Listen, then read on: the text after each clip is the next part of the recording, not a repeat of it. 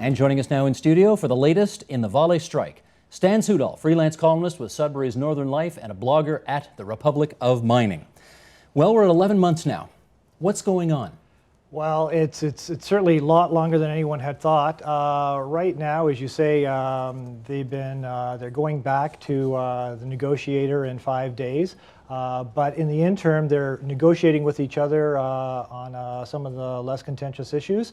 And what could possibly be less contentious at this stage of the game that they don't already know about? Well, there's some commonality. They're hoping they're meeting a meeting of minds. So hopefully, some of the issues will be out of the way before they approach the official negotiating end. But the big issue is pensions, eh? What's the issue? Okay, obviously pensions is a big issue. There's defined contribution pension and defined benefit pensions. Currently, the people, the staff have defined benefits pension, which are better.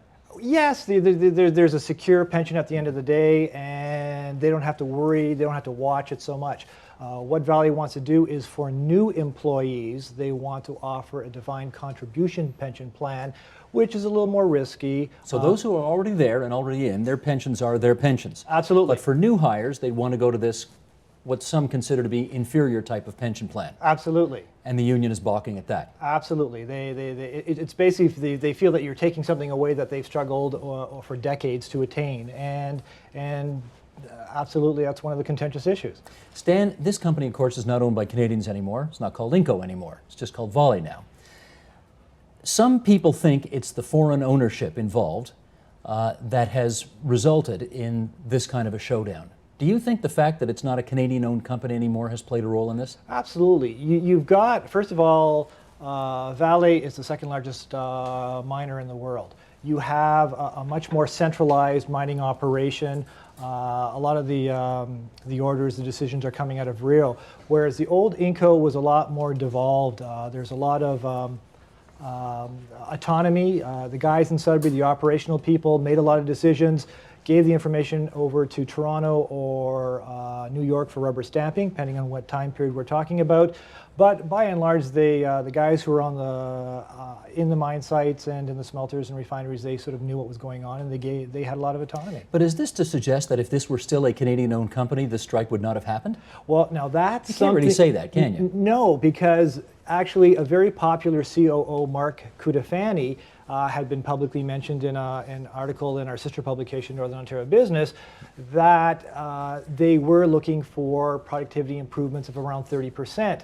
Now, what ended up happening is you had the proposed merger, then the feeding frenzy of who's going to be owning Inco, then you had 207 where you had nickel prices shot up to $25 a pound. So there was no... Where are they now? Roughly about $10, $10. Okay, so a fraction of what they were. Absolutely. Yeah. So you had all this feeding frenzy. You were making money hands over fist, hands over feet, foot. Hand over fist. Thank you. And so the productivity improvements were put on the backside. Now that the nickel market has slumped, global economy has been taking a real tumble. Now they're starting to look at what can we do to improve productivity. Well, here's something the Sudbury Star reported several months ago. It said the strike is not about Vale Inco wanting to substitute a defined contribution pension for a defined benefit one, said Laurentian University professor David Leadbeater. It's an effort by Vale Inco, he says, to fundamentally weaken the union and to break it if necessary. Now, you've watched this. Do you think this is all about, at the end of the day, trying to break the union? Well, first of all, you can't break a union in Sudbury. There's a proud history since the 1940s, whether it's the previous mine mill union, the current steelworkers. You're never going to get rid of a union in Sudbury. It's just part of the DNA, the culture of the mining culture up there. What about never say never? Well, it's a first for everything. Well, I must confess, after 11 months, you are weakening the union. You probably, there's many people there who are probably grumbling quietly, perhaps questioning the union leadership. Should we have capitulated, or should we have done a tactical retreat at 6 months? Well, I presume there are people who've left, right? Roughly, there's estimates of about, well, first of all, there's about roughly 500 people who've taken early retirement. They've had enough, I'm assuming, and we might as well, they see the writing on the wall, so they took their retirement early. There are estimates between 400 to 600 people who have left the community, working in other mining camps. The million-dollar question is, will they come back? And no one knows. And on top of that, there's a new mine opening in a few years. We'll need another 300 miners. So are we looking at a labor shortage induced by a very lengthy strike? Here's a, well, I won't tell it, I want you to tell it. Vale CEO Roger Agnelli shows up for work one day, sees the cars that are in the parking lot, and how does the story go from there? Well, basically, allegedly, he was thinking somewhere around the line of that he thought that he's paying his workers too much because of the amount of cars in the He parking saw lot. cars in the parking lot that were really nice cars. Yes. And have I got the story right where he is alleged to have said, boy, we're paying our managers well? Yes, and then people said, no, it's not the managers, it's the workers, and so he just basically supposedly or allegedly said that, oh my God, that we're paying our people too much. Now that's going, I mean, that is making the rounds, that story. Does anybody have any idea if it's true? No, well, it's one of these urban myths that has floated around. Now I'm assuming whoever heard it was probably a manager, so I'm sure that manager doesn't want to be identified even if people know who he was. Leo Gerard, international president of the Steelworkers, and of course a Ontarian, Canadian from up there. A Sudbury boy. Sudbury boy indeed. Has been criticized for actually sounding a bit like George W. Bush at one point when he said, you're either on our side or you're on Vale's side. I mean, that sounds a lot like you're either with us or you're with the terrorists. Have the strikers gotten much sympathy from people in Sudbury? Well, for starters, Sudburyans don't like ultimatums, whether they're coming from the union or from the company. So those remarks were viewed dimly by a lot of the local population.